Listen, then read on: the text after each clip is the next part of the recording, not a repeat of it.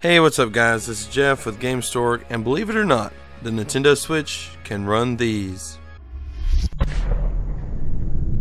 Gamestork, delivering news, reviews, and playthroughs like a newborn baby. So looking back, we know that the Nintendo Switch can run the Elemental demo that we saw in the last video. If you didn't see that video, I'll put a card in at the top here, just click there and you can see. Now, Tim Sweetie, founder of CEO at Epic Games, commented about the X1 chip and the Unreal Engine 4 demo running on it, saying this: "We built Elemental to push high-end PC and console features, and also to show early capabilities of Unreal Engine 4.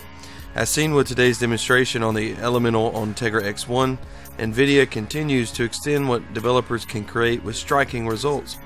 Its Maxwell's architecture, the Tegra X1 is equipped to run rich, beautiful experiences not previously seen on mobile devices." So the indication here is that the creator of the demo has recognized that the Nintendo Switch, which we can say the Nintendo Switch now that we know that it is powered by the Tegra X1, is powerful enough to run the things that they are creating. But does it answer the question, is it good enough to know that it could? Well, I did some digging, and to see what the Tegra X1 is capable of as far as running Unreal Engine 4 games, I dug back and looked on past devices that had this chip in it to see what they were able to run.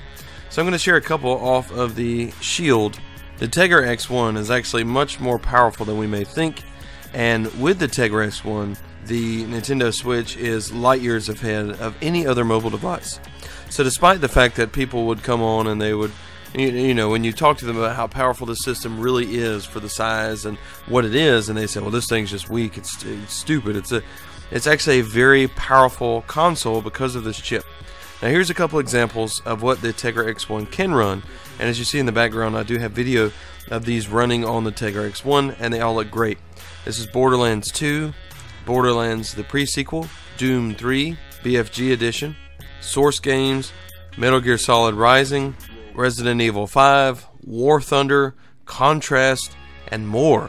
And these games are, you know, pretty photorealistic games that require a lot out of a console. They would be great ports, first of all, to the Nintendo Switch, but they also are proof that even if scaled down to these graphics on the new titles, quote unquote, they would look great. This console has the capability, the Tegra S1 has the capabilities to run games at a satisfactory level to where the consumer would love to play them. The fact is, 720p on this small screen when you're taking on the go would look fantastic. We've seen the open world run via the Tegra X1 through Breath of the Wild. We know Xenoblade 2 is coming this year for the Nintendo Switch, which is going to push the envelope even further with a very large open world game that's going to show just how much the Nintendo Switch can do. We know that Mario Odyssey is coming, which is supposed to be open world. We'll see, and that might show even more. But the fact is looking at these again, Borderlands 2, Borderlands the pre-sequel, Doom 3, Metal Gear Rising, Resident Evil 5, War Thunder, Contrast, all these games are just cementing the fact that the Nintendo Switch can hang. Now, it might not have the 4K, you know, graphic capabilities, and not everything is going to run all the time at 1080p, and that's just realistic about it. You know, the PS4, PS4 Pro, Xbox One, or the Scorpio and One S, none of those are, you know, 6 inches across.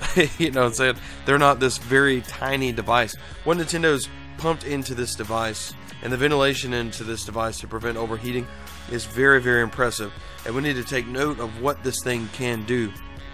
And I believe that by time and time again, reading these developers' interviews and seeing, you know, what they have to say about the console, it's not the idea of, well, this game is just to this.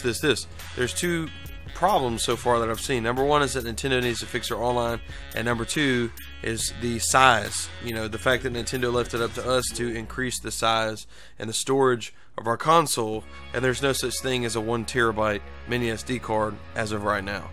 So with these two issues being solved in the near future, hopefully we'll begin to see these games come over.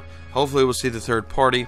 But what you need to know is that, yes, the Tegra X1 can handle some pretty serious loads, and that the Nintendo Switch will be able to hang even if it looks a little bit less beautiful than the other systems, it will and should be able to hang with a lot of the new games that come out. Anyway guys, thanks so much for watching. I certainly appreciate you. Be sure to like and subscribe if you haven't, and we will see you next time.